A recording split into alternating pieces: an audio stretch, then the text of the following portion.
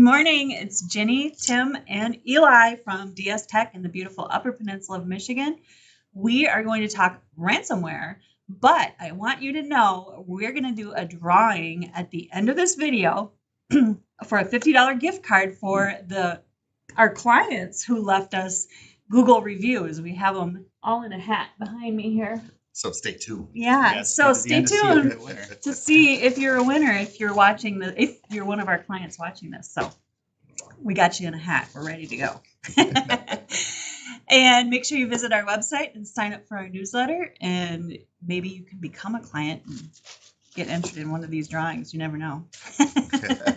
But we have free assessments there, and our newsletter is full of good tips. So, and speaking of tips, we're going to tell you about ransomware. We're revisiting it because we've talked about it before, but we can't talk about it enough. It's still a threat. It's still a still threat. a threat. And so it doesn't hurt to keep re-talking about it just to keep it fresh in your memory. Or maybe if you hear the term ransomware all the time, but you don't know some of the intricacies of it, I'll kind of go through a kind of a high level overview of all the different aspects of it.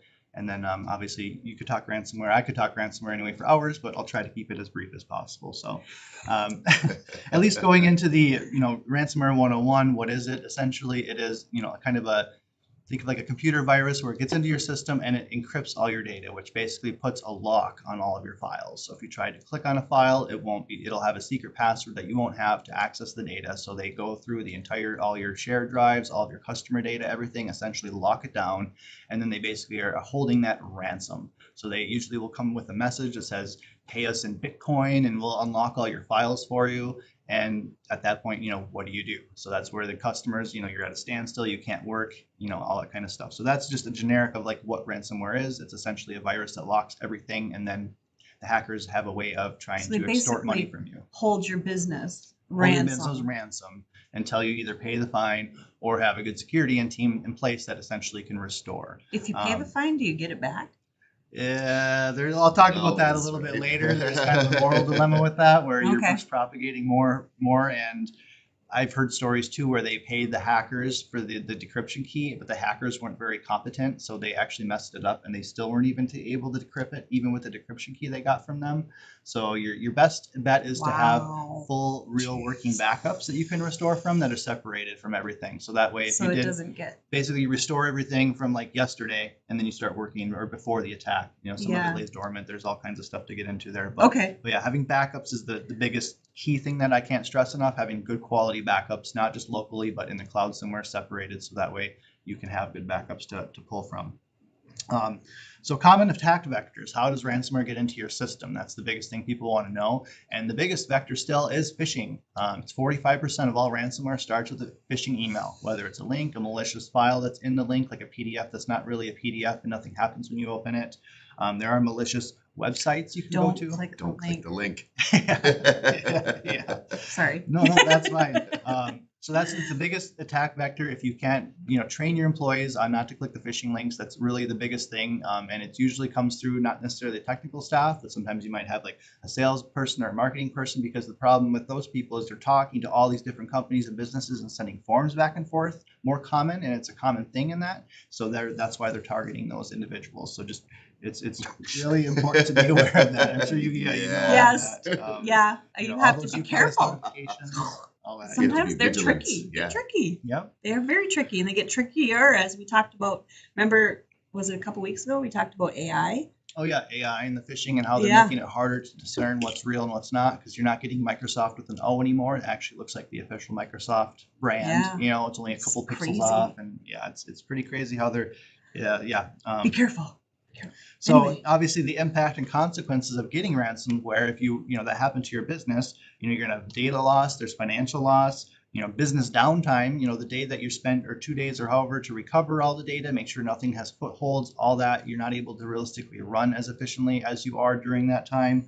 Not to talk about the reputational damage that'll happen. Even if you recover everything and no customer data was leaked and you were able to recover everything, just the fact that you were breached now, a lot of places look at that as a negative thing, and customers will lose the confidence in that. So how many of us have had our data breached with... You get that notification that your information has been lost in this whatever data breach or whatever it was, and so it's unnerving, because you're like, well, what's out there now, and right. it's hard when to it know. happened with Blue Cross back in the day, Mhm. I know they sent out letters to sign up for free identity theft. So, Right. make sure you Yeah, do something like that. that happens, take advantage of those services they're offering to help clean up the damage for sure. Yeah.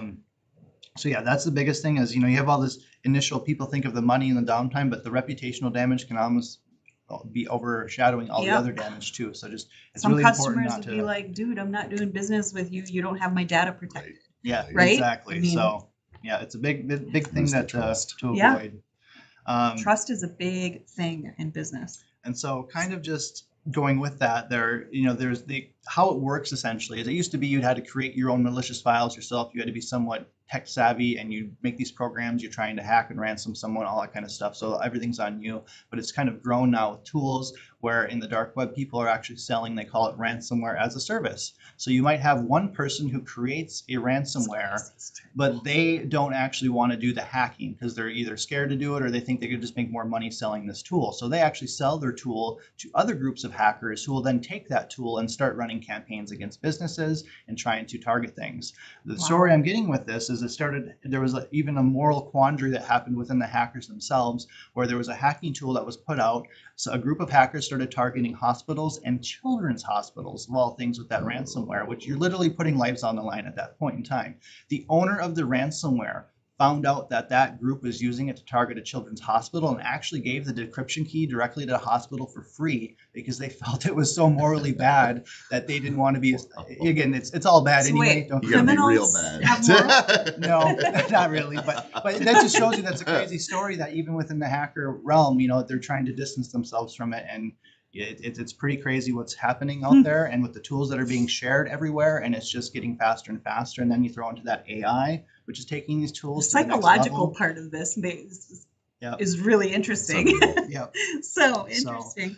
So obviously preventative measures. How do you prevent yourself from getting ransomware? What's the biggest thing you can do? Obviously the biggest thing is backups. If you have good quality backups of all the data, all the customer data, all that stuff, you definitely want to have that. And then having security software in place that can detect when things are happening and to be able to stop that. Because the first thing that they do is they encrypt all of your data and they lock it down. And then the second part of that is sometimes they actually they call it exfiltrate the data. So they're trying to take the data that they encrypted and they're trying to basically download it onto their computers so they can sell that data to other people too. There's also a whole dark web where people are selling not necessarily individual identities, but they'll sell, hey, I have 10,000 customer service records here. I'm selling for a one lump sum to someone. And then that person will take that information and try to do more malicious things with it. So there's a whole underground network of information that's being traded and sold. And so by even if it gets encrypted, if you can stop the exfiltration of the data, that's a huge win because then your data is not being stored, and you can prove that with different security tools and with once you start going through the recovery process.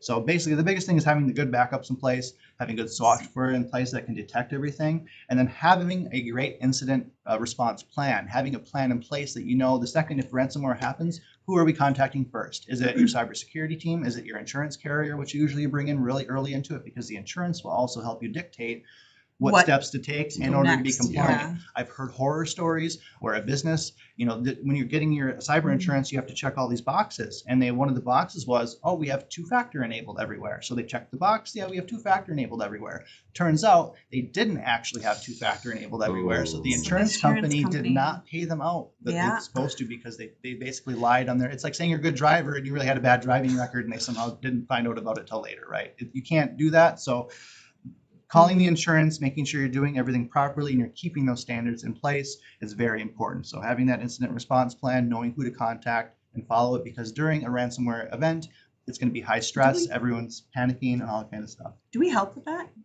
We can help with that, with consulting and stuff like that. I know we've helped some of our customers with building the incident response plans if you don't already have one. So if you're an existing customer of ours and you're curious on creating a plan, if you don't already have one, definitely reach out, just make a ticket, and we'll get a tech or someone with you to consult you and help you work with that process. Cool. Because you definitely want to make sure you have the right steps you're taking because time is of the essence in that scenario. Being able to contact them quickly. So now we're getting kind of into the end of it where it's kind of you have like the legal and the ethical dilemmas of if I'm getting ransomware, do I just pay the ransom to get my business back? Do I try to do the recovery process? What exactly do I do? Because you got to think, you pay the ransom and to get yourself up, but now you're just propagating them to be able to buy more tools and maybe repeat this on someone else. So do you really want to be paying the hackers? And then the hackers have the data. And the hackers, if they exfiltrated the data from you and actually downloaded it as well, they have the data anyway. And then you're looking at, depending on again, this isn't legal advice or anything. It all depends on your jurisdiction, where you are in the world. This is an international thing. So depending where the hackers are and what they are, you may be able to do legal ramifications or not. Some places don't even want you to pay the hackers. By the act of paying the hackers, you're essentially aiding terrorism. Some countries think of it like that. So they won't let you do it. Yeah. They won't let you do it. So you have to recover, and you actually can get in legal trouble for paying. It all just depends where you're at. So definitely check with a lawyer, for your area. Check with your insurance carriers. Check with all those people that you should have on board in your incident response plan ahead of time to make sure you're following everything to the T, so you don't get yourself in trouble as well. Am I wrong? Do some of the insurance agencies who do cybersecurity, don't they have lawyers on hand too? They probably do. I haven't gotten into the weeds of selling the I kind insurance of think they do. I don't remember. I guarantee you these insurance companies have personal lawyers for all of their stuff, whether those are available as part of your insurance plan when this happens. Okay. I'm not sure how all that intricacy works. Some of them work in groups. Yeah, they might have it where you pay so much and I don't know. You'd have to look, but I thought I had heard that somewhere. That's all. Yeah, definitely. You get a hold of the insurance, legal counsel, and your IT. Those are like the three top. And go from there. Yes. And this should be in your plan. And so now, kind of where this is going with future trends, and that attackers are using the AI and all this stuff for the attack. Well, we're starting to utilize that now for the defenses, because the biggest thing is you have all these cloud accounts everywhere. And so you have, the idea of your computer and everything's behind a firewall. So it's protected in your building physically. It's kind of an old school mentality, because going forward, everyone has their Office 365 accounts. You might have a cloud login for this, cloud login for all of that. And so by utilizing AI, and they call it an XDR, or Extended Defense and Response platform, we can actually ingest all of the data that we're collecting from your firewall. We can collect the data from your Office logins. We can collect the data from every little account you have associated with a user, and we can aggregate all of that data at once and then look for trends, because it could be that maybe someone's trying to sign into your Office account from China, and we're like, well, that's obviously odd. That shouldn't be happening. And we might be able to get a notification on that before they actually log into the account and do things. So by taking all this data from all these different areas, which may typically be hard to do in the past, because you have all this data here, all this data here, all this data here, and it takes a person to look through it all, and then a human to try to figure out if anything's correlated. Now using AI, you can just do that. You can say, here's all this data, here's all this data, here's all this data. If anything seems like it's happening at the same time and it could be related, let's spit that out and have a human review it. So they're using AI to basically ingest all this information from all of your accounts that you have everywhere to help you prevent that. And so that's amazing. That's what they're doing on the top tier. And that's the XDR, if you ever hear that term, Extended Defense and Response. But it basically mirrors all the traffic in, collects all those logs, and then with those logs, it takes those logs, compares it to your user sign-ins, and then takes your user sign-ins with the logs, with actual events, and it kind of correlates them all automatically with AI. Anyway. So that's, So that's pretty much ransomware, and everything there. Three things. The three, if I boiled it down, the three things you should do is have a backup. Yes, have a backup for sure. Good quality backups. What was the second thing? I would say staff training, not picking phishing links, and making sure that, because that's the biggest vector. Well, there were three things in your little topic. Like top three? You said have a backup, have a plan. Oh, yeah, incident response plan. And what was number 3? Have security in place. Well, security in place. Yeah. Security software. It was backup, security, and a plan. Yes, and a plan. That's what I was thinking. And then a fourth one with that that's important is the training of your staff, because you can have all those things in place, but if your staff's still clicking links, it's still gonna, true. It's still gonna get so watch some of our other videos. Yes. We always say it. Yes. Don't click the link. Don't click it. Yeah. I always go direct to the vendor and check the status there. It just exactly. So. Yeah, that's pretty much all the ransomware stuff I had written down.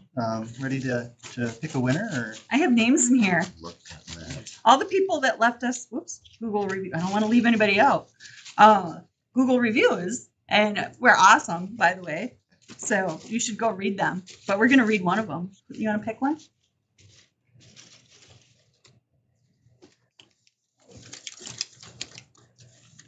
Who is it?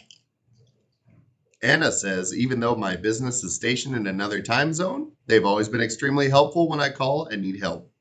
And very timely. Yay, Anna. Thanks, Anna. So Anna won a $50 gift card. We will let you know how to get it. You've ever send it to you. We'll probably send it to you. But anyway, so we got to tell the boss man that Anna won. Yes. Very awesome. Okay, so $50 gift card for her. And if you want to leave us a review, we would just appreciate it. So yeah, we have. Anyway, go to our website at dstech.net, sign up for our newsletter, and a free assessment for your business if you would like one. So are we good? I think. All right. All right. Don't click the link. Be safe out there. Yes. We'll see you next time.